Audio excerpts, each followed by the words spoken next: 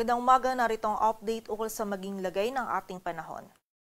Patuloy pa rin umiiral ang southwest monsoon o habagat sa malaking bahagi ng ating bansa at magdadala pa rin ito ng mga pag-ulan dito sa buong bahagi ng Luzon, lalong-lalo na dito sa may kanluran ng northern at central Luzon kung saan hanggang mga malalakas po yung mga pag-ulan na posible nating maranasan. Kaya doble ingat sa ating mga kababayan sa banta ng mga pagbaha at pagguho ng lupa. At sa kasalukuyan po, wala tayong minomonitor na low pressure area sa anumang bahagi ng ating bansa, ngunit meron tayong minomonitor ng mga cloud cluster dito sa kanluran ng Northern Luzon, maging dito din sa silangan ng Luzon, kung saan ito pong mga kaulapan dito sa may kanluran ng Northern Luzon as early as today or ngayong araw ay posible po itong magkaroon na ng defined circulation or maging isang ganap na low pressure area. Kapag po ito ay naging isang ganap na low pressure area, posible po itong magdulot ng mga pag-ulan sa ilang areas ng Northern Luzon, and ang nakikita po natin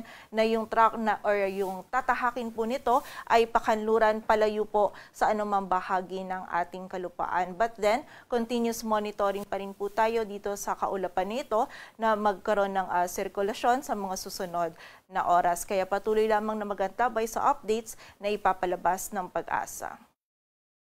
At para naman po sa mga pag-ulan na dala pa rin ng habagat, posible po yung 50 to 100 millimeters of rainfall o yung mga malalakas na pag-ulan dito sa bahagi ng Zambales, Pangasinan, La Union, Benguet, maging dito din sa Ilocos Sur at Abra. At posible pong magpatuloy hanggang bukas yung mga pag-ulan nito, lalong-lalo na dito sa area ng Pangasinan at Zambales. Kaya naman patuloy pong pag-iingat sa ating mga kababayan dyan, and makapag-ugnayan din po tayo sa ating mga LGU para sa aksyon na kailangan natin gawin para sa ating kaligtasan. At para nga sa maging lagay ng panahon ngayong araw ng Biyernes, maulan na panahon pa rin po yung mararanasan natin dito sa Metro Manila, maging sa nalalabing bahagi pa ng Luzon. As early as this morning po or ngayong umaga, nakakaranas na ng mga pag-ulan itong malaking bahagi ng Central Luzon, maging yung ilang bahagi pa po ng Southern Luzon, maging dito din sa Metro Manila. Posible pa rin po na magkaroon tayo ng period kung saan titila yung mga pag-ulan nito, but generally, throughout the day or any time of the day, magiging mataas pa rin po talaga yung tsansa ng mga pag-ulan, pagkilat at pagkulog. Kaya naman doble ingat pa rin para sa ating mga kababayan sa banta ng mga pagbaha at pagguho ng lupa, and also yung mga regional offices po natin, patuloy pa rin sila nagpapalabas ng mga thunderstorm advisories or yung mga rainfall warning ukol po sa mga pag-ulan na ito. Agwat ng temperatura dito sa Metro Manila ay mula 25 to 30 degrees Celsius. At para naman sa bahagi ng Visayas at Mindanao, maging dito din sa area ng Palawan. Sa bahagi po ng Palawan, meron din tayong mga kalat-kalat na pag-ulan na mararanasan. Dulot pa rin ito ng habagat. Samantala, sa buong bahagi naman ng Visayas at Mindanao, magiging bahagyang maulap hanggang sa maulap po yung ating kalangitan.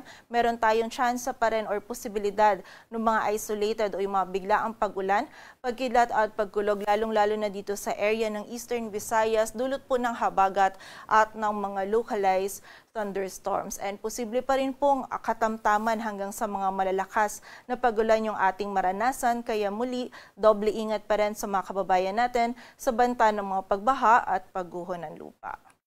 Agwat ng temperatura sa Cebu ay mula 26 to 32 degrees Celsius at sa Davao naman ay 25 to 31 degrees Celsius.